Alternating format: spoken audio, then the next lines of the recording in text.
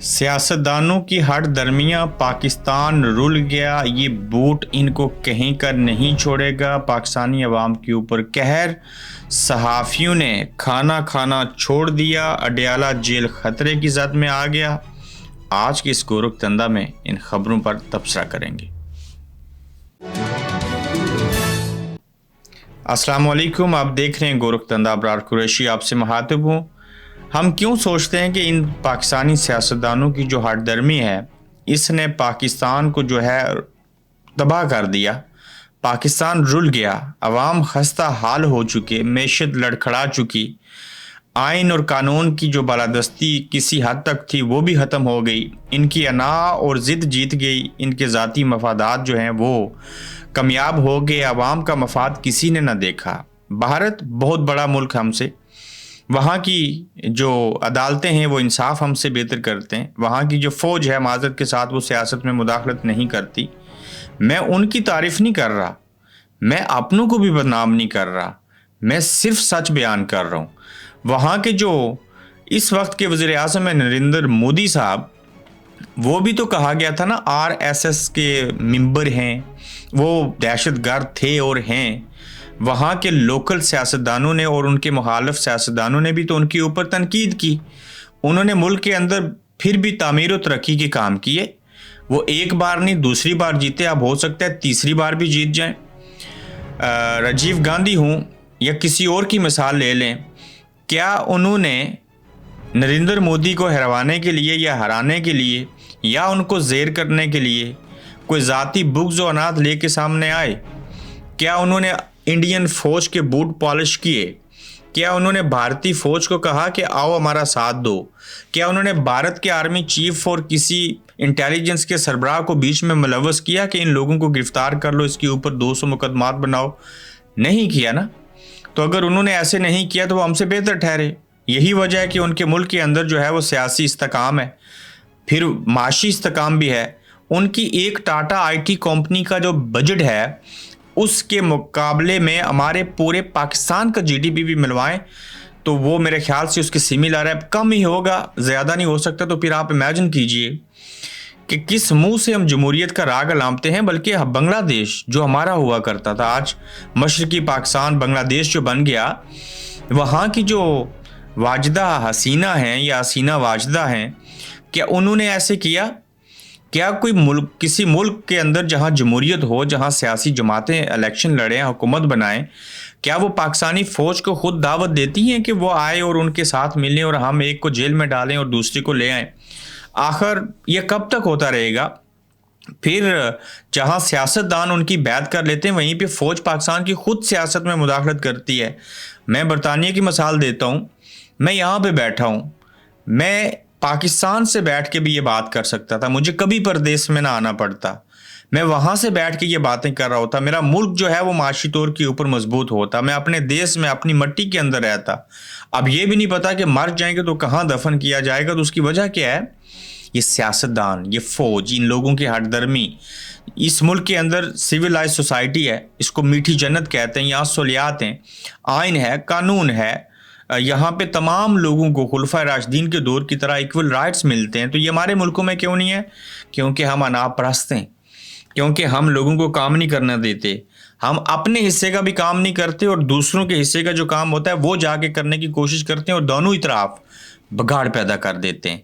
तो आप देखें कि पाकिस्तान के अंदर आज क्या ही अच्छा होता है जहां नवाज शरीफ साहब बैठे थे, जहां नए मुंतखब होने वाले वज़ीर आज़म शहबाज शरीफ बैठे थे, जहां साबिक़ वज़ीर आज़म राजा परवेज़ अशरफ थे बतौर स्पीकर, यहाँ इमरान खान बैठे होते तो क्या हो जाता।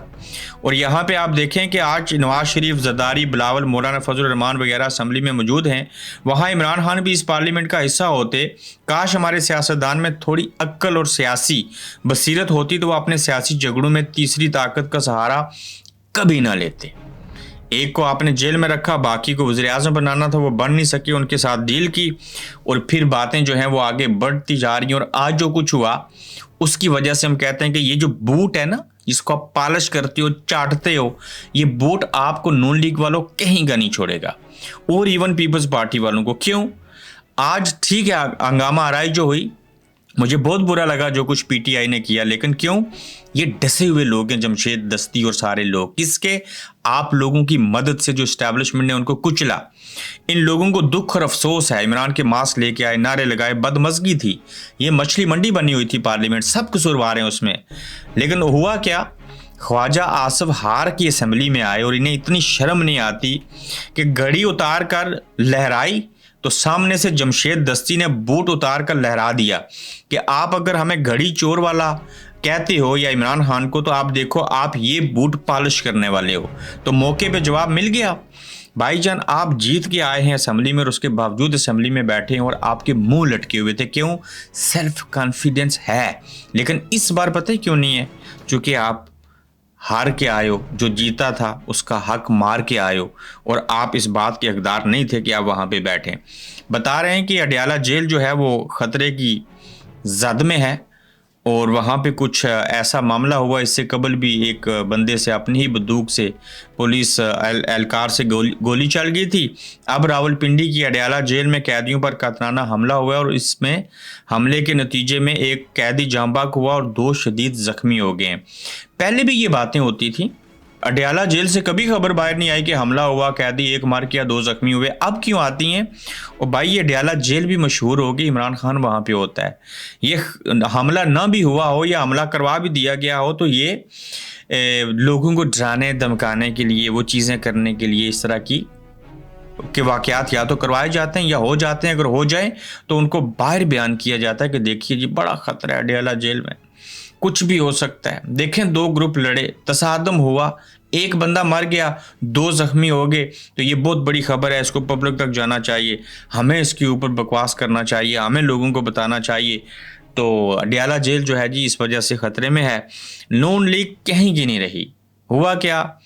वो कहते हैं ना, सर मंडवाते ही पता नहीं ओले पड़ना शुरू हो गए या क्या कहानी होती है, उसी तरह से हुआ कि अभी हुकूमत बनी नहीं, अभी वजारतें दी नहीं, अभी सीटें पूरी हुई नहीं, मज़ीद सीटें हमें चाहिए। तो एमक्यूएम ने वफाकी हुकूमत में शामिल न होने का फ़ैसला कर लिया, ये ज़राए कहते हैं। और इसमें क्या हुआ कि वजारत उज़्मा का वोट नून लीग को ही देंगे, लेकिन वजारतें जो हैं हमें 5 दी जाएँ, अगर 5 नहीं देनी तो ये वापस ले लो। चूहे बिल्ली का ना खेल जारी है कि भाई हमें 5 तो नहीं जी, हम 3 देंगे, नहीं भाई 4 दे दो, अच्छा ठीक है जी 4 पे मान जाते हैं। तो ये वजारत ना हुई। कुछ 5 साल के बच्चे हुए जो किसी तीसरे बंदे से या आपस में एक दूसरे से लॉलीपॉप लेने की कोशिश कर रहे हैं। तो ये तो है ही इसलिए एमक्यूएम के एक दूसरे को, ये बाकी जो भी हुकूमत हो उसको ब्लैकमेल करें। इनका तो कोई मकाम है ही नहीं है, इनकी किसी बात की हैसियत नहीं है। और 17 सीटें, पता नहीं ये कैसे जीत के 17 सीटें, और इसलिए बाप पार्टी बढ़ गई, पाकिस्तान इस्तेकाम पार्टी फारग हो गई, पाकिस्तान पार्लियामेंटेरियन, पाकिस्तान तरीके इंसाफ पार्लियामेंटेरियन बिल्कुल फारग हो गई। नज़र आता है कहीं तीली साहब। तो अब ये एमक्यूएम का आखिरी ऑप्शन बचा था, इस्टेब्लिशमेंट की ये आखिरी बड़ी जमात रह गई थी, तो लिहाजा उन्होंने सोचा कि इसको कर लें। और वो जो 22, 24, 25 साल का नौजवान है जिसका तो शनाख्ती कार्ड भी मेरे ख्याल से बहुत इलेक्शन लड़ने के आल भी नहीं था, वो रिसेंटली कुछ चीज़ें की हैं, वो भी बाप पार्टी से जीत गया। अब मुझे उसका नाम भूल गया, रेसानी समथिंग उसका नाम है। तो मैं कह ये रहा था कि ब्लैकमेलिंग शुरू है और अगर यहीं से ये हालात हैं तो आगे चल के क्या होगा। अवाम के ऊपर कहर और सहाफ़ी जो हैं वो भूख हड़ताल पे चले गए। असद तूर हैं जो एहतजाज कर रहे हैं और जहाँ पे भी हैं जेल में, थाने में, उन्होंने खाना खाने से इनकार किया और भूख हड़ताल करना शुरू की है कि मैं खाना नहीं खाऊंगा जो आप मुझे देने आए। और जेल में भी सहाफ़ियों ने भूख हड़ताल करना शुरू की है। इससे कबल नारे लगाए थे, आओ हमें गिरफ़्तार करो। थोड़े अरसे बाद कुछ और नौयत के भी नारे लगेंगे, तो इनको अल्लाह करे एहसास हो जाए, ये किसी को नहीं छोड़ रहे। तो आहिस्ता आहिस्ता सहाफ़ियों की तरफ रुख कर रहे हैं और पीटीआई को रिलीफ दे रहे हैं। वो इसलिए कि उनकी अपनी मजबूरियां हैं। कुछ और कहानियां भी चली हैं मेजर आदल के हवाले से, शहबाज गिल के हवाले से, शेर अफजल मरवत ने जो चीज़ें कही हैं, मैं कोशिश करूँगा कि मेजर आदल राजा जो है उनका इंटरव्यू कर लिया जाए। और आज पेट्रोल की कीमतों में इजाफा होने का खदशा है और पहले से पेट्रोल मेरे ख्याल से 280 रुपये है, तो ये मज़ीद अगर इजाफा हुआ तो हुकूमत नहीं आने के साथ ही आपको तोहफ़ा देगी और महंगाई होगी, ऊपर से रमज़ान है। क्या करेंगे ये पाकिस्तान की आवाम, किस तरह से ये निज़ाम आगे चलेगा? अल्लाह करे कि ये चीज़ें कुछ बेहतर हो जाएं, तो आवाम कोई सुख का सांस लें, लेकिन बहुत बुरे हालात हैं। कोई तो आए जो इस आवाम के बारे में सोचे, उनको रिलीफ मिले। ये बहुत महंगाई है, बहुत चीज़ें हैं, ये लोग कैसे खाएं पिएंगे, किस तरह से गुजर बसर होगी। हर 10 में से जो 5 लोग हैं, मैं यकीन से कह सकता हूँ, डिप्रेशन में है, परेशान है, मुश्किल में है। ये इंसान है, इंसान से बढ़ के मुसलमान भी हैं। और एक मुसलमान जिसके पेट में कुछ ना हो, वो कहते हैं कि भूख से बड़ा जो है वो गुनाह कोई नहीं है। तो कोई वक्त तो आएगा जब इस मुल्क में बेहतरी आएगी, और ये बेहतरी सिर्फ अवाम ला सकते हैं। अपने हक हकूक़ के लिए बोलेंगे, आवाज़ उठाएंगे, तो फिर ही कोई बेहतरी आएगी। अपना ख्याल रखिएगा, यूट्यूब चैनल को सब्सक्राइब कीजिएगा। इंशाल्लाह फिर मिलेंगे आपसे। आप देख रहे हैं गोरखधंधा अब्रार कुरैशी के साथ।